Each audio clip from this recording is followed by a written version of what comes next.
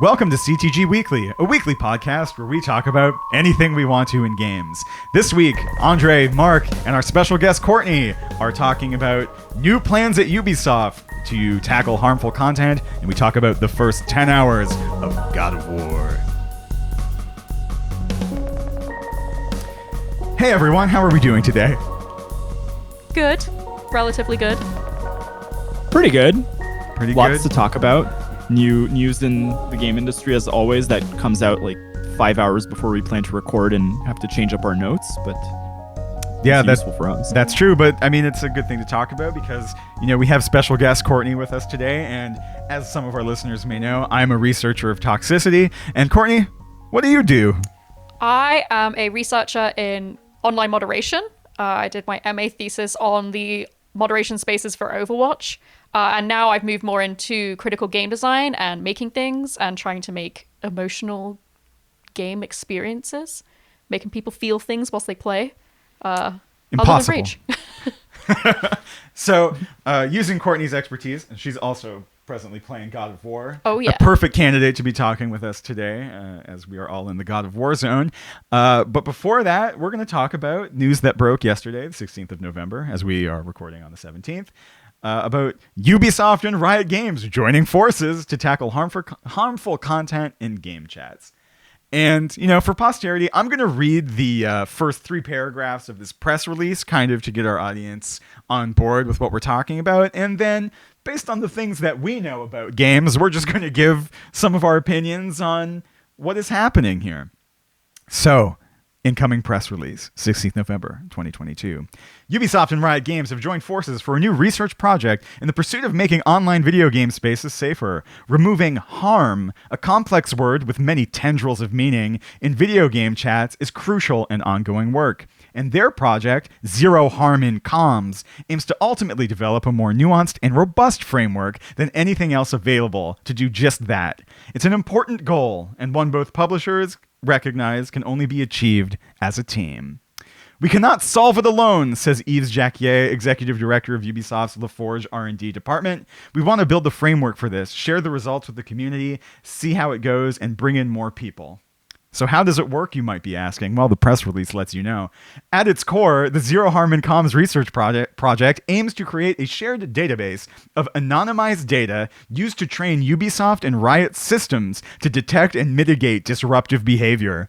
The idea was conceived between Jacquier and Wesley Kerr, head of tech research at Riot Games, who are both interested in AI and deep learning, and the technical innovations within that space. While bonding over shared interests and specifically shared challenges, it became clear that harmful content is a massive one, and both were unsatisfied with the solutions currently available. So, any opening thoughts on this approach to tackling harmful content in games? I mean, I will say that hearing the words AI and deep learning as a part of this is immediately 2 big red flags, because there's so much reliance. So we see this so much reliance on like AI to fix things and deep learning as like these sexy tools that will solve every problem. When the reality is, it's like the data you put in is going to be biased and it's not a perfect system to fix it. Like I that just to me is immediately like trying to offload a lot of what would be, I guess, like people hours into a machine is a little bit concerning. And there's no like explanation. I mean, it's a press release, right? They won't have a ton in it, but it's like, what does that mean? Are you just going to scrape like chat logs and just take in to account like contextual, like can an AI understand the context of a situation when it's happening? I think they talk about it later in the press release, right? They do. Yeah, they mentioned that they're trying to actually figure out what certain utterances or phrases or terms used in these chat logs are actually harms or actually norms in the context of a given game, which itself is a bit downstream, I think, from where we actually need to be to start this discussion. Before I give my whole dollar bills worth of opinion here, Andre, he wanted to jump in. Yeah, I think I'm third chair in this discussion because my research really doesn't focus on this. So I'm talking more from Absolutely personal not. experience. And I feel like Ubisoft getting in on this whole thing is interesting because they're not a company that I would immediately think is the at the forefront of toxicity in terms of like their game experiences. And Riot has kind of, to put it lightly, a checkered past in terms of dealing with this stuff, either through things like League of Legends Tribunal or the sort of failed GDC outreach campaign that they had a couple years ago, which effectively only, produced scapegoats for people to blame when things went wrong. So I'm initially skeptical. I'm also skeptical by obviously machine learning aspects, because you and I, Mark, have studied this in terms of like gambling stuff, and machine learning is actually pretty stupid. And I don't have a lot of faith that the technology, even in its more dystopian contexts, is anywhere near close to producing the results that this kind of initiative would want it to produce. Yeah, you absolutely can comment on this, even though you don't do research, is what I was trying to say earlier, by the way. Any of us playing games certainly live in these spaces, but I think, one, Ubisoft does have games like For Honor, and the upcoming pirate game that I can never remember the name of is obviously going to have multiplayer connection. Also, Ubisoft has been the subject of internal scandals, both in terms of sexual harassment and just harmful workplace culture. And press releases like this are a way of trying to produce good PR, right? It's what they are. And they are made in an industry nested within a broader culture that really overemphasizes the importance of technology in fixing our problems, right? So that's where this starts. And as Courtney mentioned, the programs are made by people, right? And I think seeing this come up again and again is extremely disheartening. And before I get into my very sincere criticism of this as an approach, I also don't want to say that I believe that people are actually trying, and they're trying as best they know how to try. I don't think everyone is trying in good faith, but I do think there are many, many people who are working on these kinds of initiatives who mean well, are actually trying to produce good results that do reduce harms, and these folks might be those people. I don't know enough to know that this is the case. The one thing that I do know is that this as a strategy is obfuscating the really important part of this, which is that as people, we need to learn more about the actual problems that are happening and changing our points of view about the way our identities are interacting through play online, right? Like our general opinions of people whose identity positions we do not possess, if we are the people responsible for fixing harmful content, harmful interactions, whatever that means, I think we need to be learning a lot more about empathy and about actual real life lived circumstances. And instead of sectioning things off and producing AI that filters out things that are being said, instead, a strategy might be supporting folks being attacked. The fact that this shit is visible is actually okay if there is a lot of support pushing back against it to actually change the culture. Because otherwise, you're going to have a bunch of secret racist, secret homophobes in these games in their siloed spaces, and the problem continues. Instead, How about we support the players who are experiencing harms, and when they fight back through chat, you say and actually show it that, yeah, we stand together with you because this is a better world where we shut this shit down instead of hiding it. That's where we need to be. Yeah.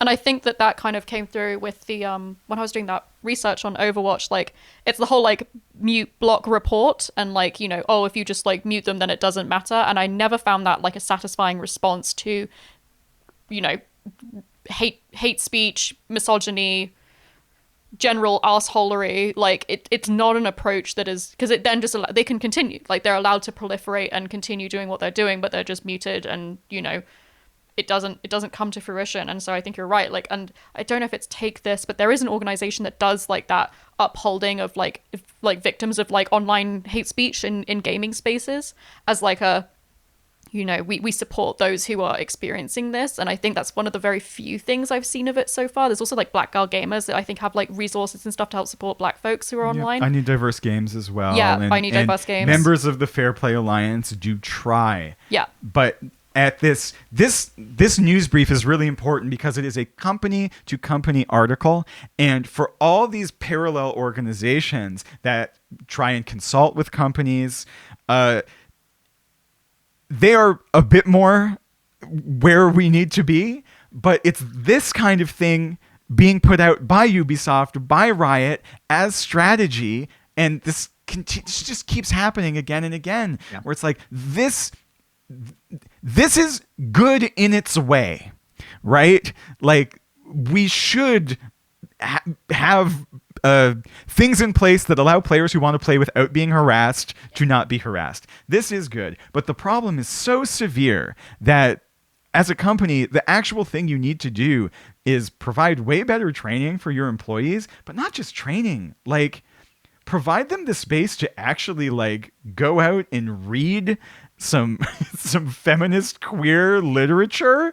Like honestly, you have to change your internal thought process a little bit to even get close. And that's a thing you can do. You can keep learning into adulthood. And me on my soapbox here is just telling you, you don't have to be a comprehensive understander of all these theories and subject positions in the world.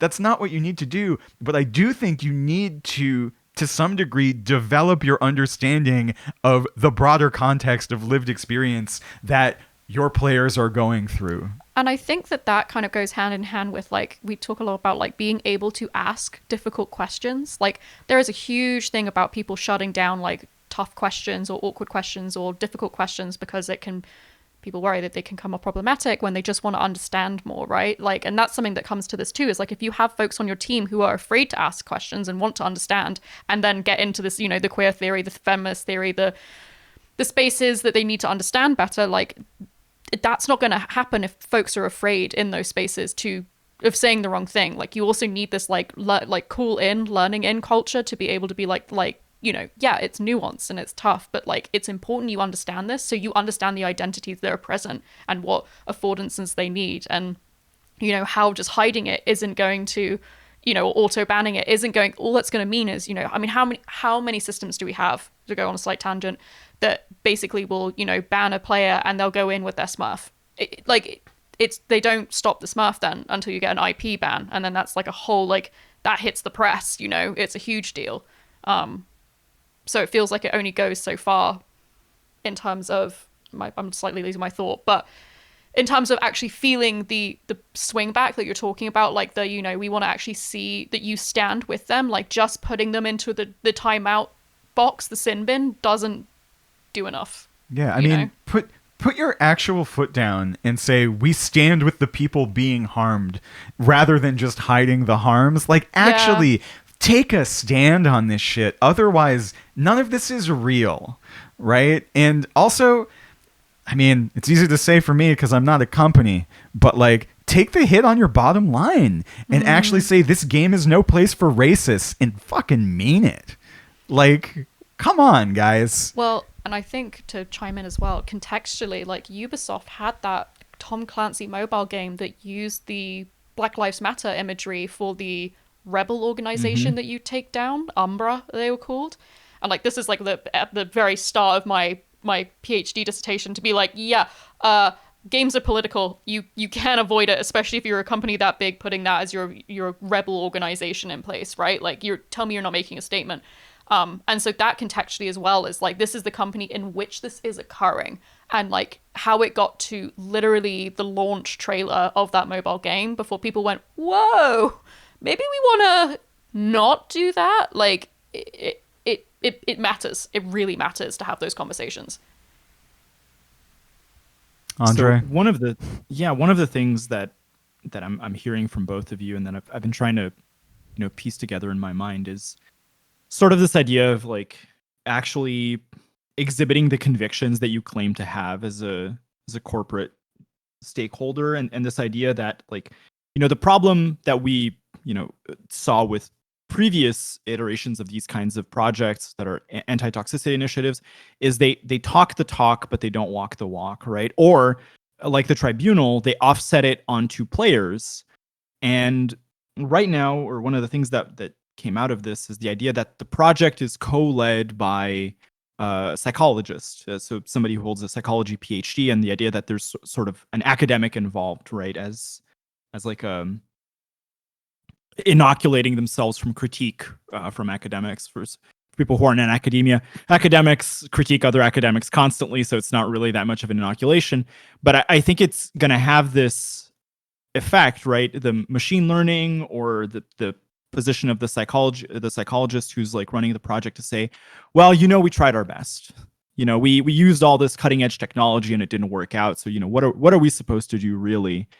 If the algorithm can't figure it out, like how are we supposed to figure it out? If the psychologist can't figure it out, how are we supposed to figure it out?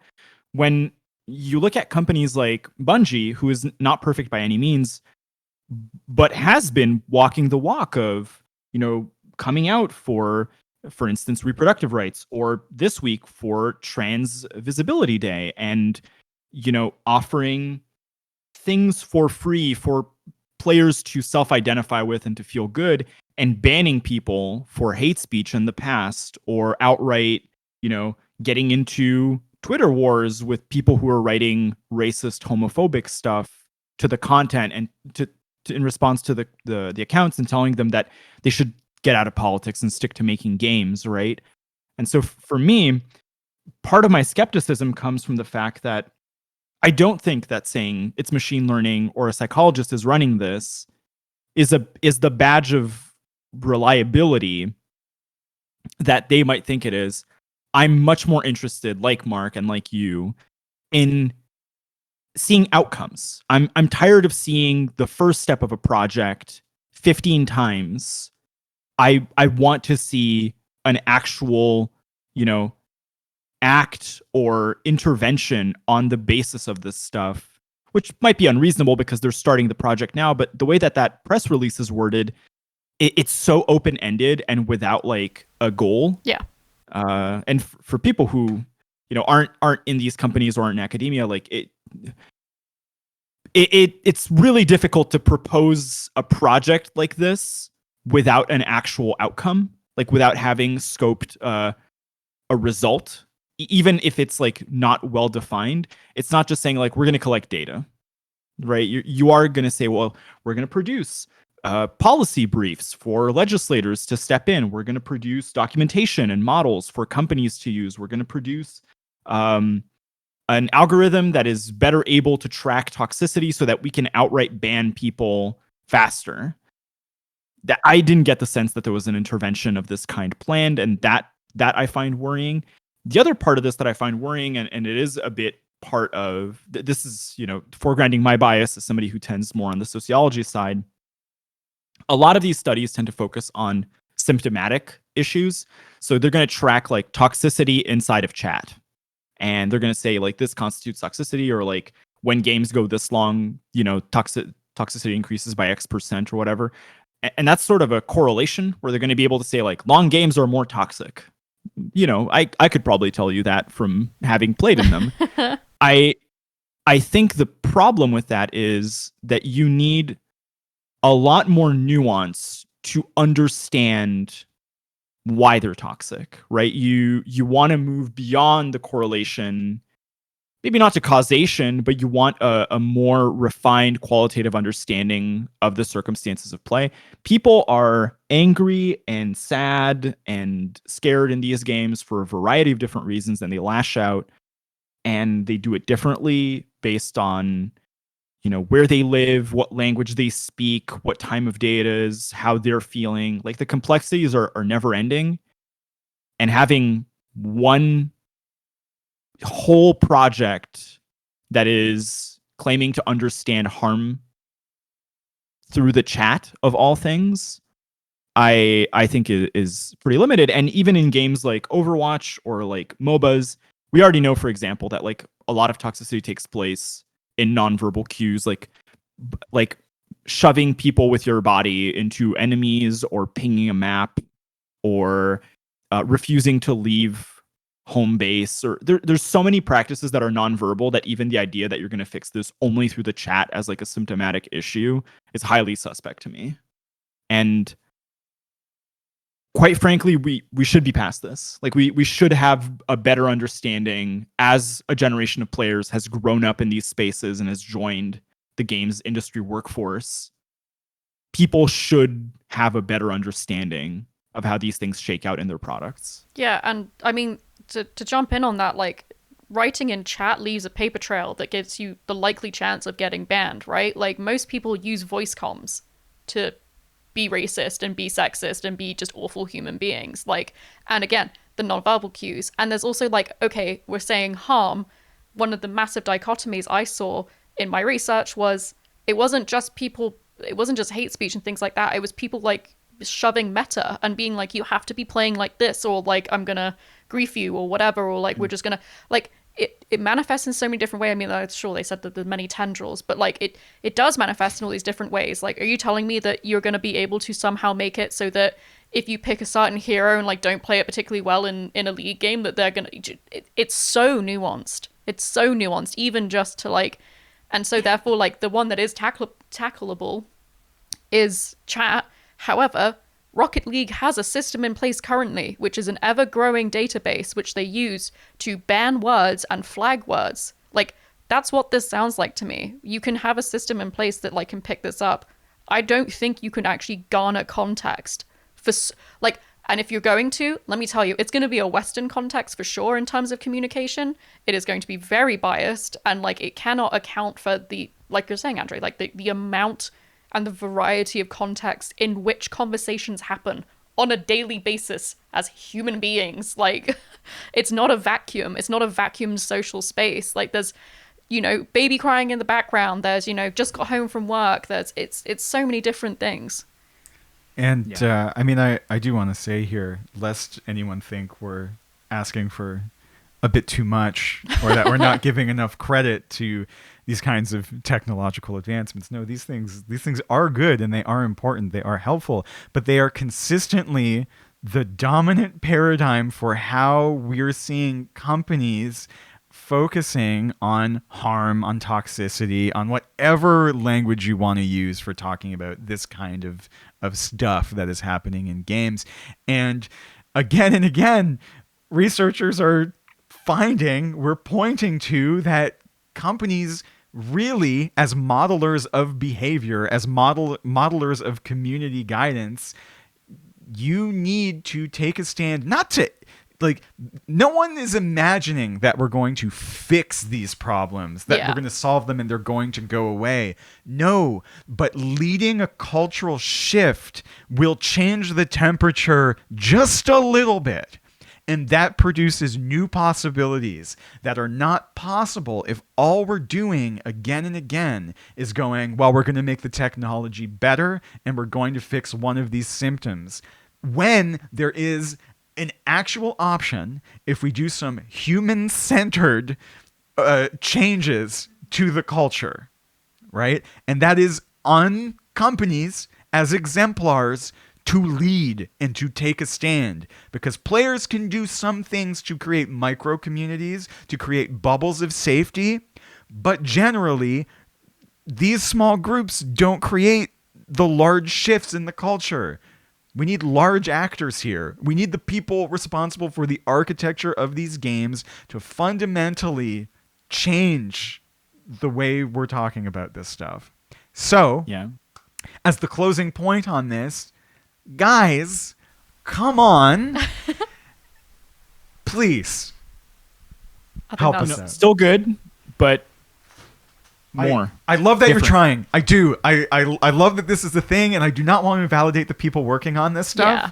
But from the I research toxicity sphere, in the games themselves, I just swim through the waters, right? I live in the toxic swamp. What we need is not more chat filters. It ain't the thing that's going wrong. Okay? Like, please, guys. Moving on to something much more fun. Oh yeah.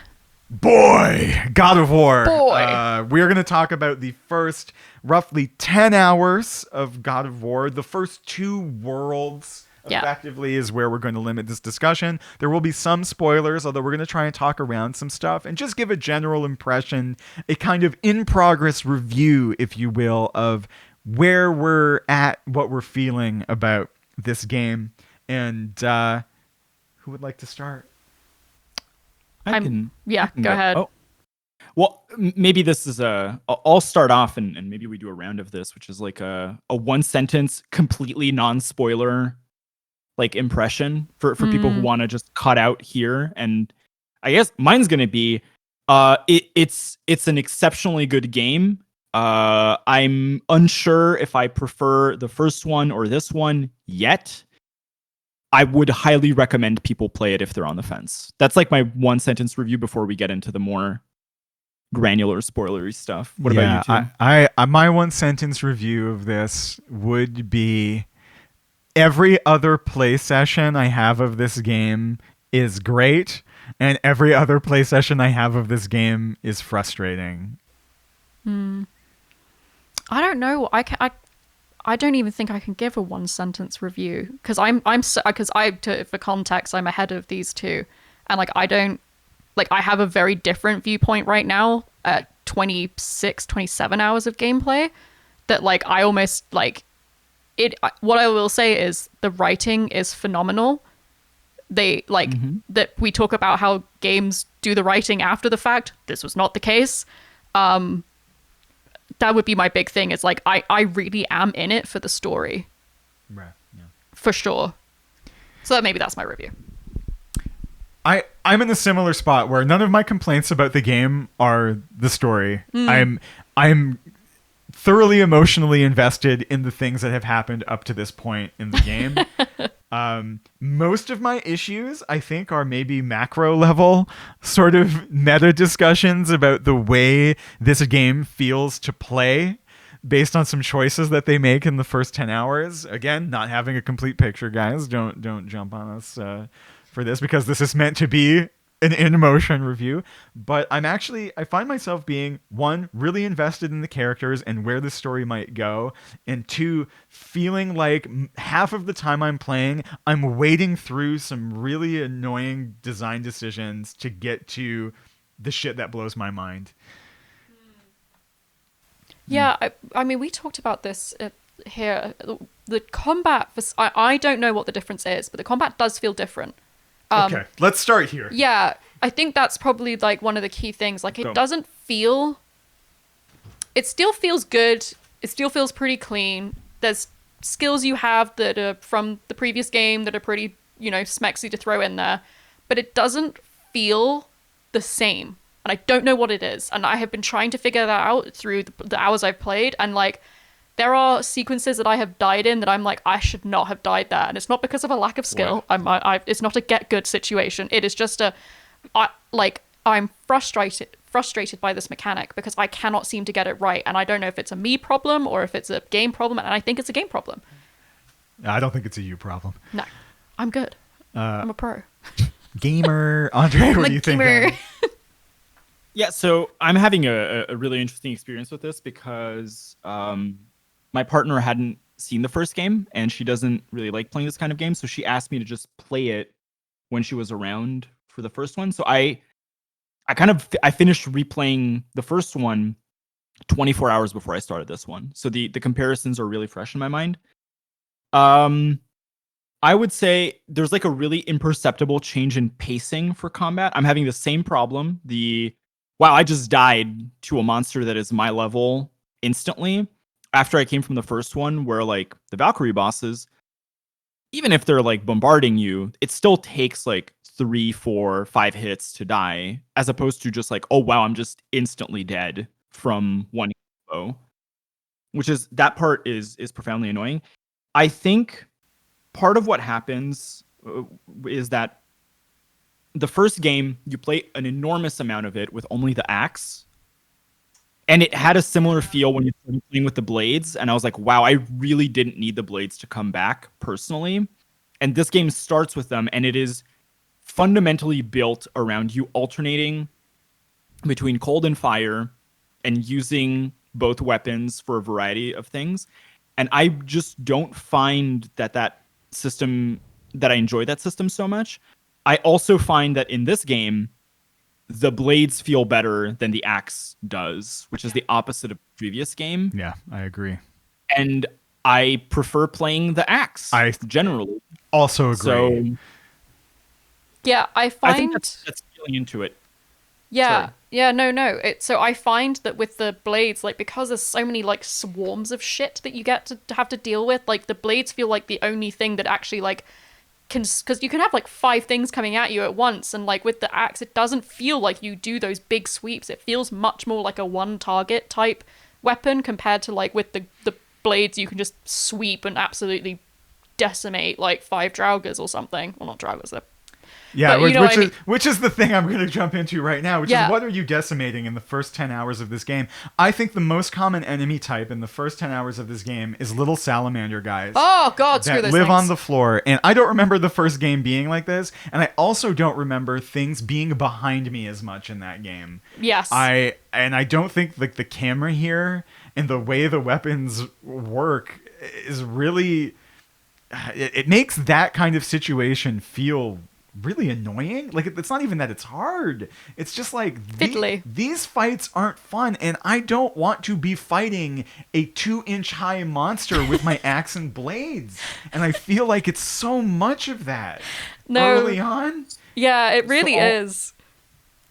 I mean, I think, like if I had to give an average monster count per fight, I think the first game is like 1.5. Like very constantly you are fighting 1 or 2 enemies, or like a couple of Draugr and a bigger thing, which you tend to do in this game as well.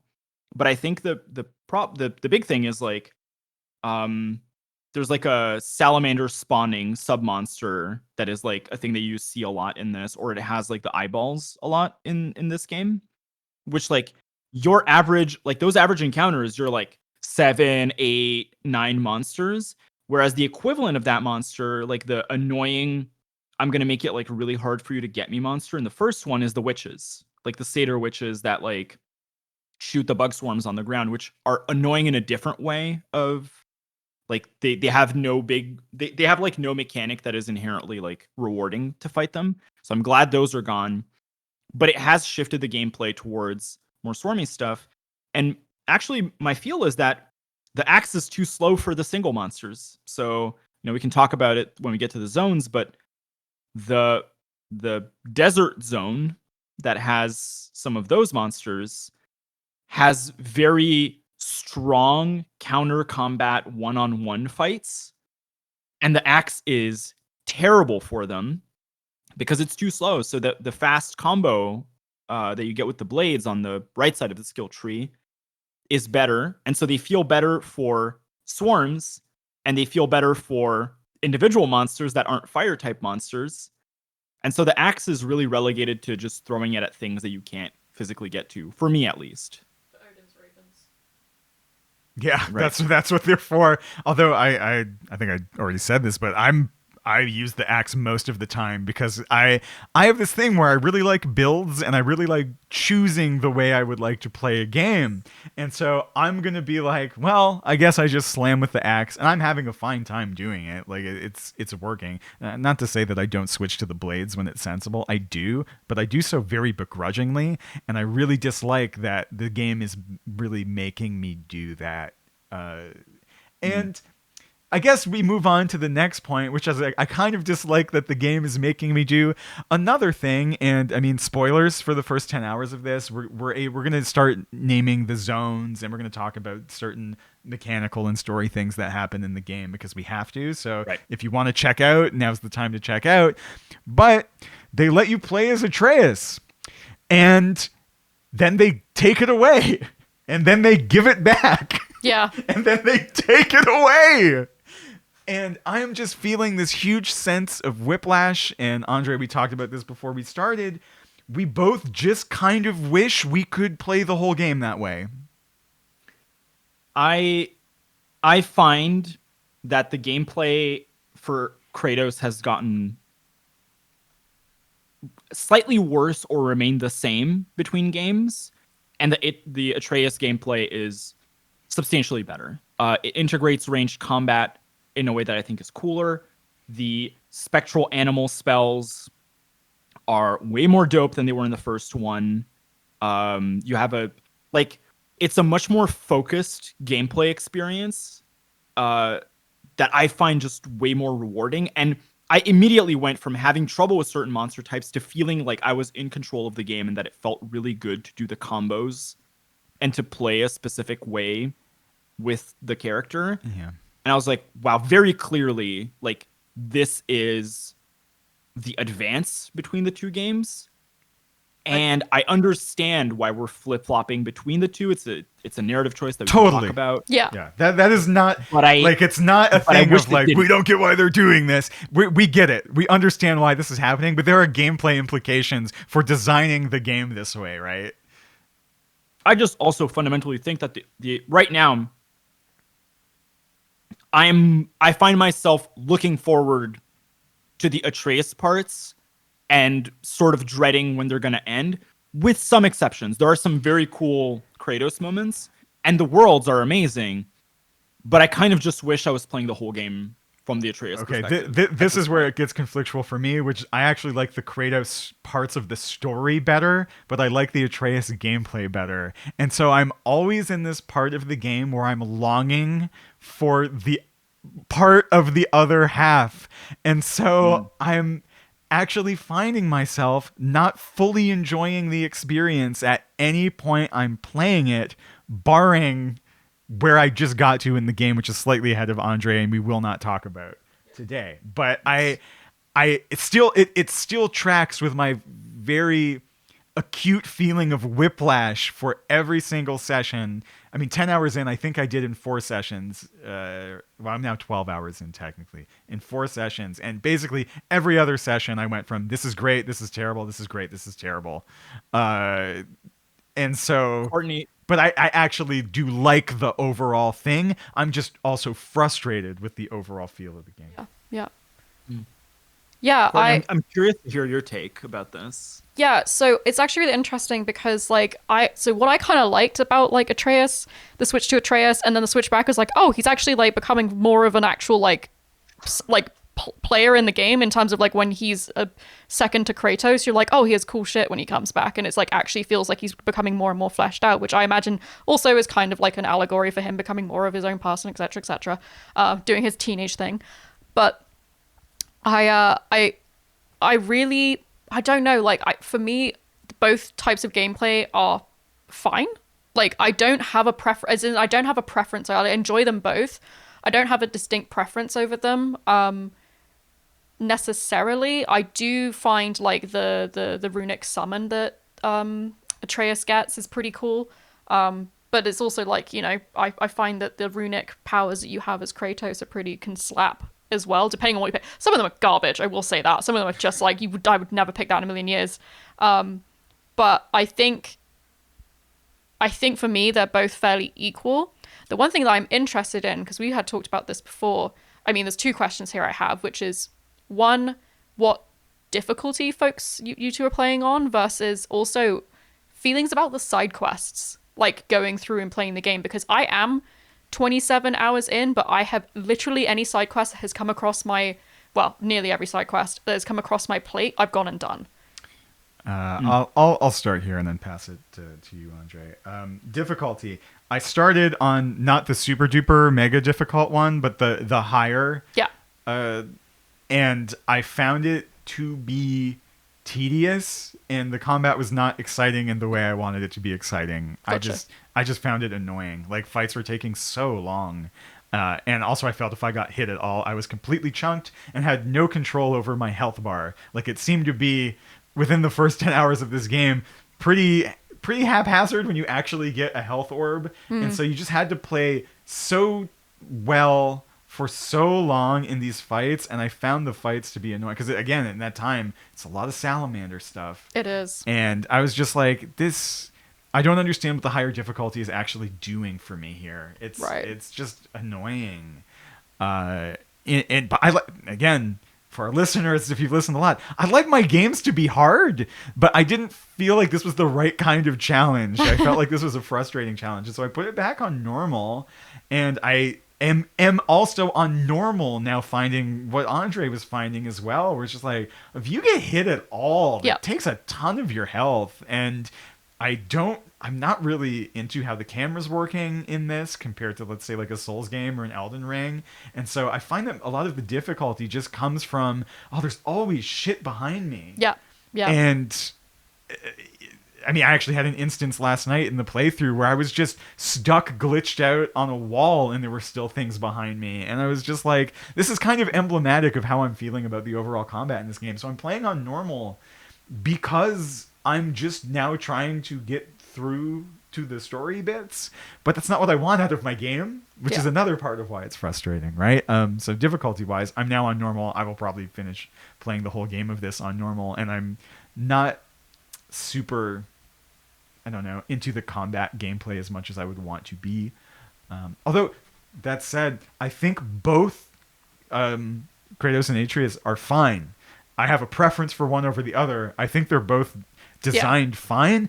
I just think the way this is playing out in practice for me right now is not fun, right? It's just, I'm not having a great time with that chunk of the game, and I wanted to be, because my memory of the first God of War, like the remake, is I had a great time fighting shit. And so when I picked up this game, I was like, I can't wait to have a great time fighting shit. And I'm not. I'm either frustrated or just bored by it. So that's where I'm at with that. And what was your other question? Side quests. Okay, so I had told you yesterday in our kitchen meet that I was like, I'm not feeling compelled to do any side quests. Up until the point that we're talking about in this game, I fully agreed that I was like, I'm just going to rush the main story. I don't care about these side quests. Then 2 hours after that point, I am going to say I then got a bunch of side quests and was like, I'm going to do all of these because something happens in the story that compelled me to be like, I kind of want to spend more time here right now. Yeah. As opposed to I want to rush through the story. And I think there is a critical juncture in the game at this moment where, like, my opinion did change, kind of, but I am also still feeling this way mechanically. Yeah. Andre. Yeah, so I'm playing on the normal difficulty, the give me balance difficulty. Yeah. And yeah, I think the problem, and this is a problem that I see in other games as well that I play, isn't like the difficulty is spiky. And this is it's a tool I don't like for making things feel difficult. So the idea is, like, if players don't die, if you make damage very intensive in certain bursts, then they'll die a bit more and they'll have to restart and whatever. I didn't find that, like, fun for most of it. I can talk about some enemy types. So yeah, let's do it. In the Midgard portion early on, some of the scouts, if they get a combo in, you just fall over dead from like 3/4 health. In the Svartalfheim stuff, that tends to happen with some of the Draugr, like especially the Hateful boss can just absolutely wreck you and kill you in like one combo. When it started feeling better, and this is maybe a tinfoil hat theory, is when I got to Alfheim and you meet the Blade Masters, and I died a couple of times to the Blade Masters until I got the countering mechanic down. And now I'm just playing as though everything was a Blade Master, and the game is going much better. And I'm like, oh, this is a game that is, we talked about this a couple weeks back, like Sekiro. it really wants you to parry, because Yeah. parrying gets you in a lot of damage. Really does. And since healing is less plentiful in this game, it really does feel like you need to parry. You can't just like power through. Like the first game, you had a sentiment that you could like, I'm Kratos, I can just wade through damage and heal on the other side of it. This is like, I'm gonna die now if I don't like stop. So Can I that's jump in on that Of very course. briefly? Yeah, so Please. I am not a Souls player. I have never picked up a Souls game. My boyfriend is a Souls player, and I was watching him take on something the other day in the game, and he was like parrying like an absolute boss. And I was like, oh my god, this game is so much easier if you parry. Holy shit. And like for me, I'm like, I don't want to. And I think that might be what it is that I'm like desperately seeking in this is I don't want to like I like having the shield for like the shield bashing and stuff like that. It's sick, like, you know, and there's different kinds of shields, but I just want to wage damage and destruction and like roll. I hate that like you can't like even dodging, like if you spam dodge, it still doesn't do it, because what happens is something comes at you from the front that's like an unblockable attack, and then someone pinces you from behind with a shield bashy type thing, and you're like, oh god, like I just let me smash things. So I think that has like totally nailed on the head, is that the game does demand you parry, and I think it takes from Souls and Souls likes because of that. But I don't want a Souls like game. I want God of War. Well, that's not true, because in most Souls game, you can do aggressive rushdown styles, you can do roll styles, and that's my general way that I play those. That's not true. First when I played Dark Souls the first time, I was Sword Shield Block Boy. But that's not always what I want to do. In Sekiro, as is well documented, I hated being asked to parry. That's not the way I wanted to play that game, but that's the way that game is exclusively built. In this, I'm in a midway point. I like parrying in this, and it's one of the ways that I'm like okay playing this game. It's fine. It's not ruining it for me. But I do get the sense that like it's not as though you can rush down. It's not as though you can do a big evade build. Certainly in this chunk of the game, which again is still early. But I did feel like the game is probably directing you to get used to use these features and use all of this. You're going to have to get used to using all of this. A lot of the mid bosses, like the sort of not big story bosses, but the faster like fight ones, are early on about as hard as the Valkyries in the first God of War, which show up like halfway through in terms of like, oh, you didn't block this, I'm gonna punish you for like half your health meter in one attack, kind of stuff. I will say, and maybe this is a dovetail to another discussion after this, the original game offered you some additional tools to deal with monsters early on, despite the fact that you didn't have the blades, that 10 hours and 30 don't have. I don't have a heavy runic attack, which I feel like I'm really missing. Yeah. Because that was the playstyle I had in the original game, is more of a caster, where I'm alternating my runic abilities and filling in with other stuff. And they completely removed the skill tree for unarmed combat with the shield, where if you had two monsters, you could throw the axe, freeze a monster, and barehanded fight the other ones. Yeah, I actually love punching the shit out of things in this game, like throwing my axe and still punching. Even though it's not really supported in the build right now, it's probably what I want to be doing the most. And I will sometimes just launch that axe and start blasting, because that's actually what feels good. It feels meatier in this game than I find that the blades especially actually don't feel very good to use. Like they feel kind of weightless. The axe feels good and the fists feel the best. And then all of Atreus' stuff feels great to me, which is really weird, actually, in terms of feeling. Okay. I want to answer the side quest question as well, because I think it feeds into this for me. So I'm not just doing the side quests. I'm like full clearing everything in the zones if I can. Like I'm going as hard as I can. Sometimes it feels a bit long and tedious, but I suppose I am inflicting that on myself by being like, I'm just going to ransack like everything that's not nailed down. Yeah. I found the Svartalfheim quest to be long, but that's because the zone is very big and you have to boat travel, which is cool for a little bit, but a bit annoying once you have to start doing a lot of it. I really, really liked doing the side quests in Alfheim, in the desert zone, because it made more sense as a unified zone. And that side quest actually has like a really kind of like very interesting aesthetic outcome to the quest that I felt like rewarding. What really got me to do it is as soon as I got to like that side quest, I was like, well, I'll do like one or two things. And I opened the first chest and I got a piece of armor, and we can talk about itemization in a second. But the armor piece was like, they're starting to get to the point where they're giving you bonuses, like specific set bonuses.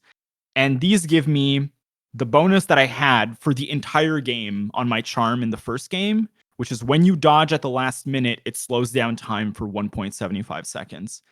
And the game feels good again because it has made dodging the way that I can defend now and get more damage in.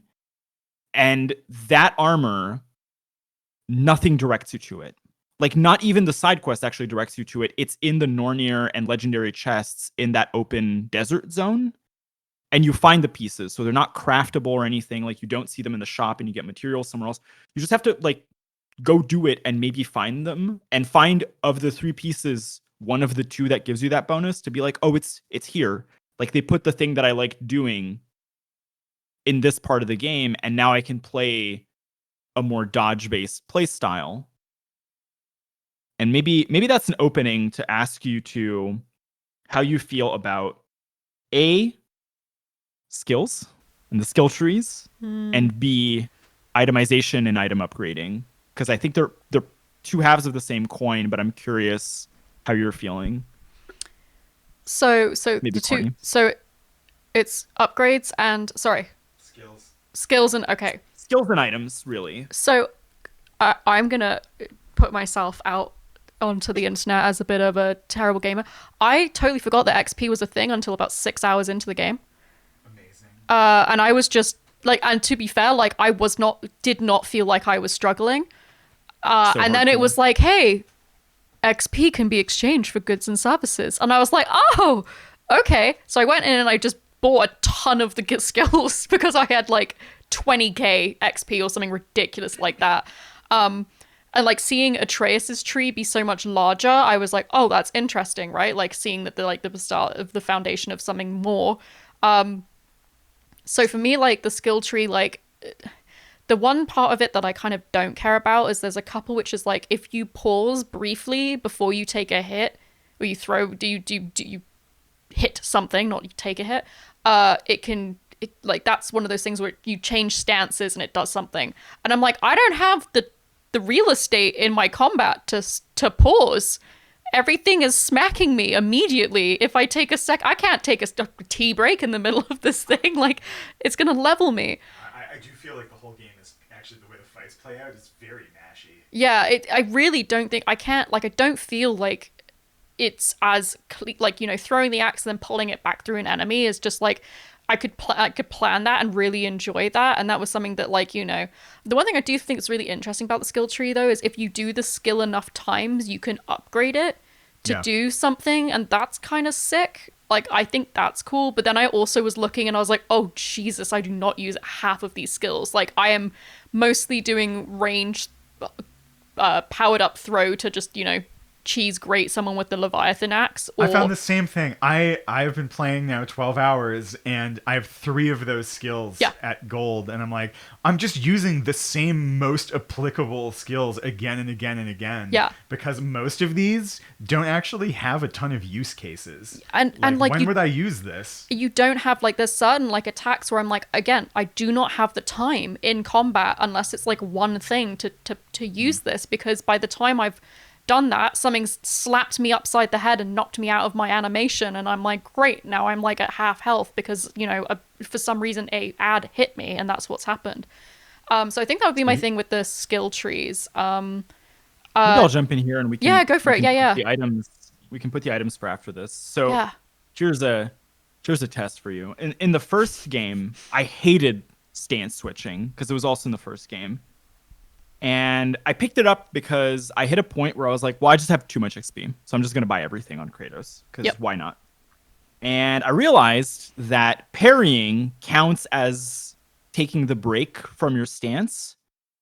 And so if you do an attack or two and then you parry, it'll switch you into the stance. and the stance turns all of your attacks into spinning AoEs around you that deal like 4 times the regular damage. And it's absurdly strong. And I was like, oh, okay. So like if I'm constantly weaving in parrying into my melee combat with the axe, like the axe is just like crazy strong compared to actually having to like frost it with the like activate and then using my thing and then frosting it again or whatever. Now, the part that really gets me came from the blades, and I think is that upgrade system. So for folks who are listening, like you do have a system where like you get a skill. Not all of them do this because some are just passive boosts, but they say, well, you know, the first labor is to use it 25 times, and then it goes up to bronze and then silver, and at gold it opens up like an upgrade to the skill. And I started playing with the blades, and I got like there's a little attack that is like a small melee combo with it. And I was like, oh, this kind of sucks, but like it's pretty fast, so it's like it's very good for enemies that are very fast. And I used it a bunch. And then I got the first thing, which was like burn damage, which like doubled the damage they do. And then it has an upgrade, which turns the combo from like 4 hits to like 8 hits, and it chain stuns big enemies. And I was like, oh, it's a lot better now. Oh, the second part also has an upgrade, which is like damage. And then I started using that, and now I'm like, oh, now the skill feels really good and actually just destroys single enemies entirely without letting them start attacks. And I've gotten to the point where I'm like, oh, it just feels like everything is a crap version of what the skill actually should be when I upgrade it. Because some of these skills need elemental buildup or cooldown reduction or defense or things that are in the rune part of it. And I feel like you have to put up with the crap part to actually and enjoy. It's like, use it 50 times. Use the shitty version of this exclusively again and again. And I'm like, is that an interesting like gameplay rhetoric of like, here's all these skills, right? Pick one and just use it to max it. Like, this is the one thing you should be using. One of the ways that Zach, my other half, has like figured this out is he goes to Muspelheim and just uses the arena and like the one where you have unlimited health and just literally spammed all the skills. And that's how he has like an insane skill tree right now. And I was like, that is genius, but also like, is that not the most miserable thing to have done? Like, did that not suck? He's a Path of Exile player. He's in. Yeah, it's a very Souls player type thing to Yeah. do, I guess. Items? Should we move to items real quickly? Or are you? Yeah, okay. Sorry, you know what? You go ahead. I've been talking so much. Yeah, here's me on items. I don't care about them. They feel really unexciting, and I just equip what is the most highest statted thing that I pick up, because that's often just what is the best thing to be wearing. That's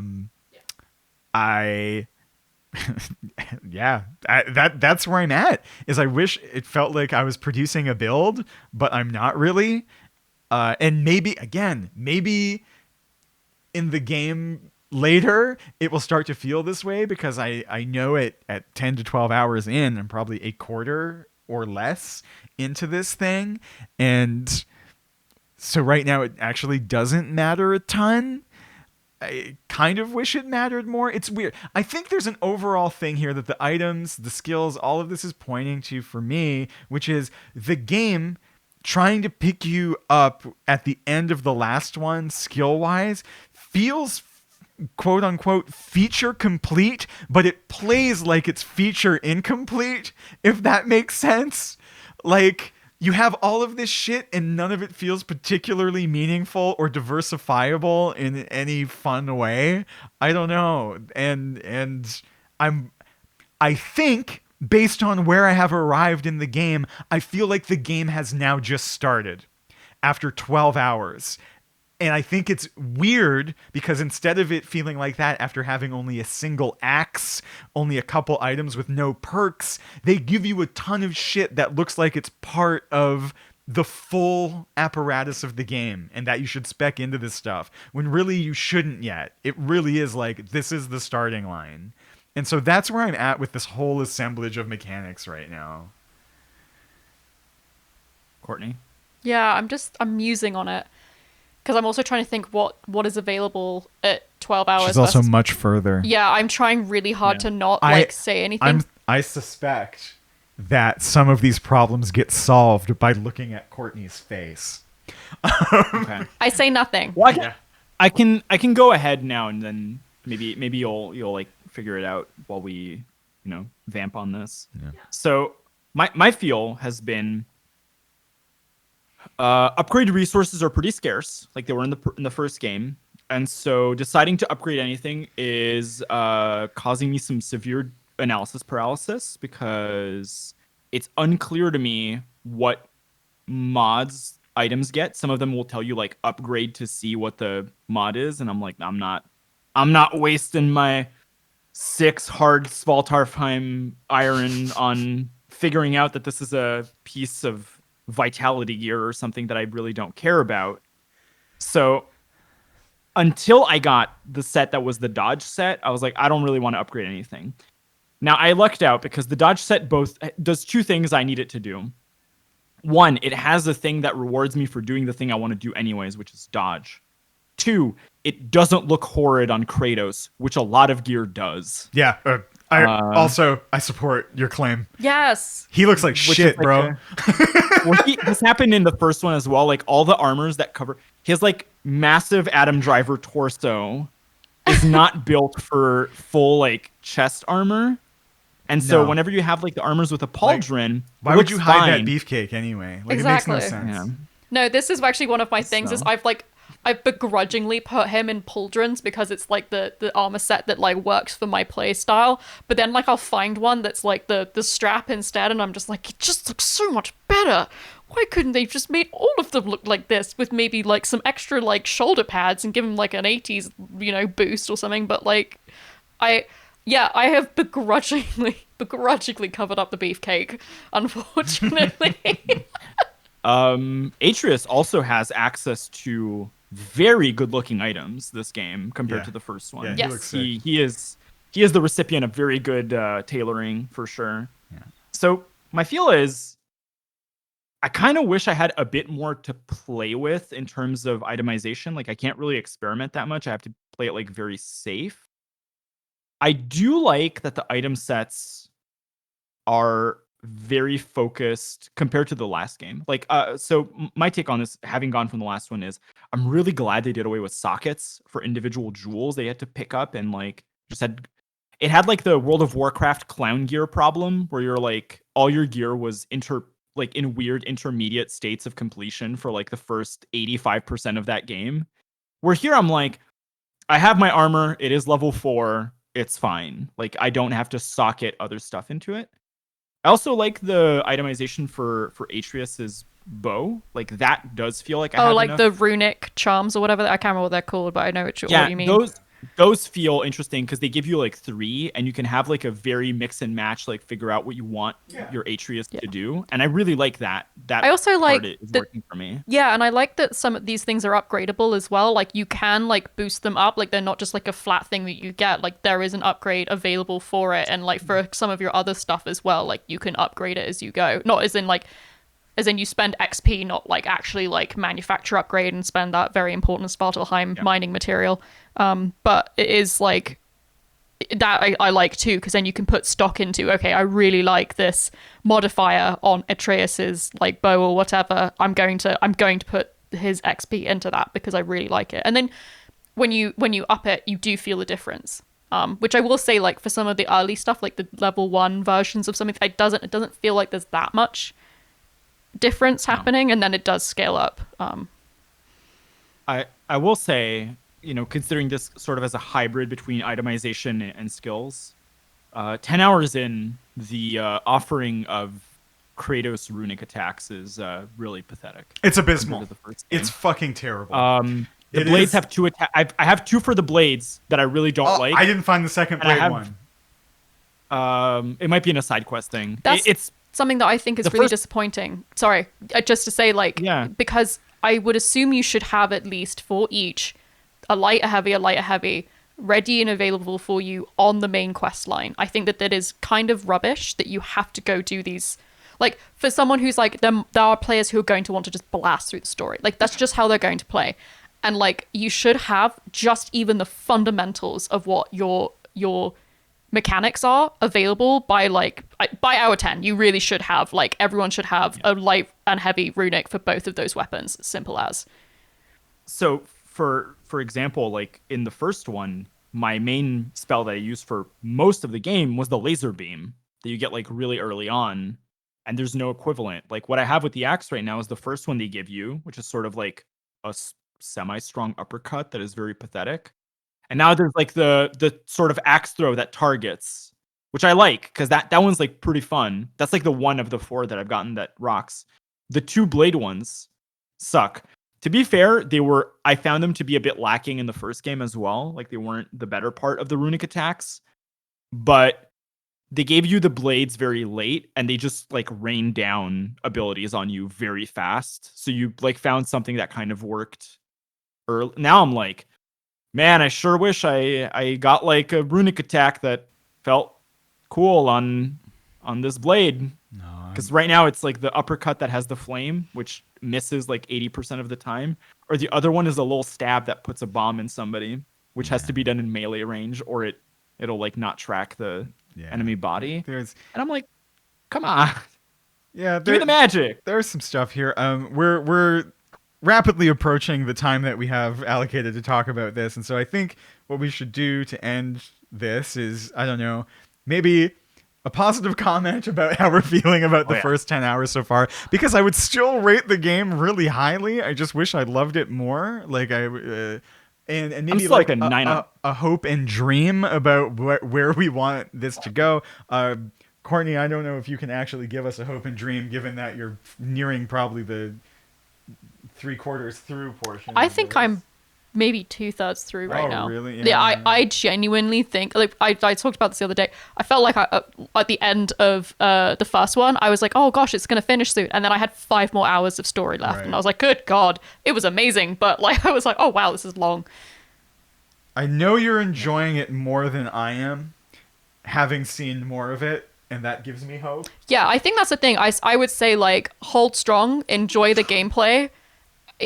There is some really amazing mechanic and story moments that are on the horizon that have made me, like, I literally, when I get back this evening, I will be gremlining on that couch to play some. I agree with you, and I will say, outside of that first 10 hours, like just outside of the parameters of where we're talking about this game, I was much more happy with what I got than what I had gotten in that early chunk. And I feel like the game has begun for me. I am very happy with where I left off. And for the first time playing this, after finishing last night, my thought going back to God of War wasn't, I should probably get some more of this in. It was, what the fuck happens next? Where is this going? Yeah. Because I actually got really excited by some of the plot developments and the gameplay developments as well, which made me really curious about why that first 10 hours is 10 hours and not like 2. Like, it's a lot of that to kind of shift in both quality and, I don't know, the premise of the game doesn't change, but things are different now. The depth gets deeper. in ways that I wasn't expecting. But which I guess is a testament to this, which I also didn't know. Like, I didn't look at anything before playing this game. I didn't know you were going to play as Atreus, and I don't know where they're going to take this thing. My one hope is that the things that they're setting up you to be able to do don't provide even more whiplash. I really don't want to, over the course of this game, be flip-flopping back and forth and getting all these new skills constantly, like, because none of them feel really meaningful. And I think if more of them did, and I felt like if I was actually building a cohesive version of the characters I want to be playing, it would feel a bit better and personalized. But right now I feel like I'm going through the motions of a thing so they can tell me the story they want, and it doesn't totally align with the gameplay. the story and the presentation of this game is still it elevates the whole thing to a 9. Yeah. No, regardless. Like, if we're doing a scale rating, which I don't think is particularly useful, don't get me wrong, this is still fucking incredible, but I wish I was less annoyed by many of the things that are happening. Yeah, it's the in it. finicky nature of things Yeah. that can kind of like is dragging it down, but the majority of it, the context in which it's occurring, is bloody amazing. And then Andre, a final word from you, and Yeah. then I'm going to close with my prediction. Amazing. Amazing. So I have like 3 aspects of this that I can really say are bolstering the experience. I'm similarly like it's a 9 or a 9.5. I have some annoyance. Like all these things have been very nitpicky. Yeah. Having played through every one of these games, like even the old God of Wars from 1 to 4, the set piece bosses are all spectacular so far. I've enjoyed each one. In the second Atreus bit, there's like one of the most inventive, funny bosses in the franchise, which I really did not expect to see. Yeah, agreed. Which I've really liked. 2, the worlds are amazing. Like they're even better than the first one. I was like super scared that Ragnarok and Fimbulwinter meant that this was just going to be like ice for 40 hours. Each one has been pleasant and different. I was afraid, for example, coming to Alfheim, I was like, oh, we're another like gray toned or earth toned or like zone after the no. They're all amazing. I'm all happy. And my highest compliment, which I told Mark about very quickly before we started recording, is this game has like my best animal in game award. Yeah, it does. For Yala the cow. Ah, Or the Gala! yak. Okay. But the animal design is just amazing for like throughout. They've done such an amazing job with all of the non-human. No, the art of this game, it is beautiful. This game is an aesthetic experience. Also, Bear McCreary, for the composer of this, who did the Black Sails theme song, an absolute legend of incredible music. Also, absolutely steering the ship to the best parts of it. Like in the Mark Lajeunesse Hall of Fame of composers. The Black Sails theme song, if you've never listened to it and you're listening to this podcast, stop and go listen to that shit on repeat again and again, because it is the best. I think my final point will be the final bone I have to pick is how dare they make me cry in the first 5 minutes of this game. Yeah, we didn't talk about that. No, I just want to put that out there. Like, I need that on record that I was like, I think you walked past as I was like sniffling, like, oh god, like Immediately straight in the feels.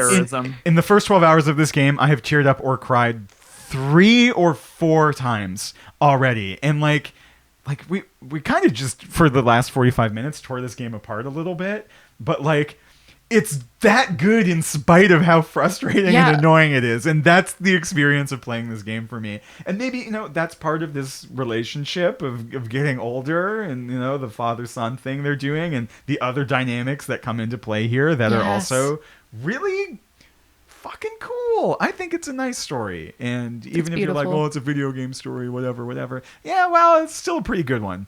Yeah. A really good one. And I would like to end on my highlight of the first 10 hours, which is Kratos saying, I do not need a snack. Excellent job writing that joke, and then the entire team having the foresight to leave it in because it's fucking incredible. Thank you so much. Have you... Oh, can I add? Yes, please.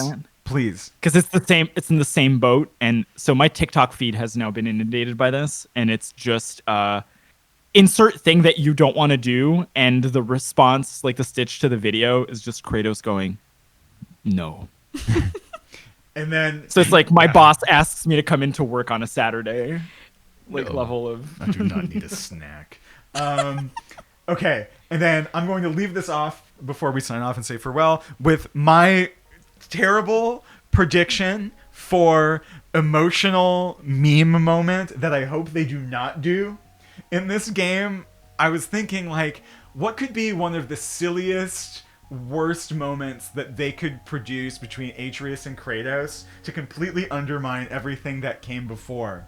And that's if near the end of this game, after whatever tragedy befalls these people, instead of Kratos calling Atreus boy, he goes man. Oh, God. And this is my prediction to hope that this does not manifest in this game. And if it does, my rating goes from a 9 to a 0. On that note, we'll probably talk about God of War again next week on CTG Weekly. Maybe with Courtney. Maybe. She's around. It's been a pleasure having you as a guest. Thank you. It's been great being a guest. Yeah, let's do it again. And for the whole gang, see you next week. Bye.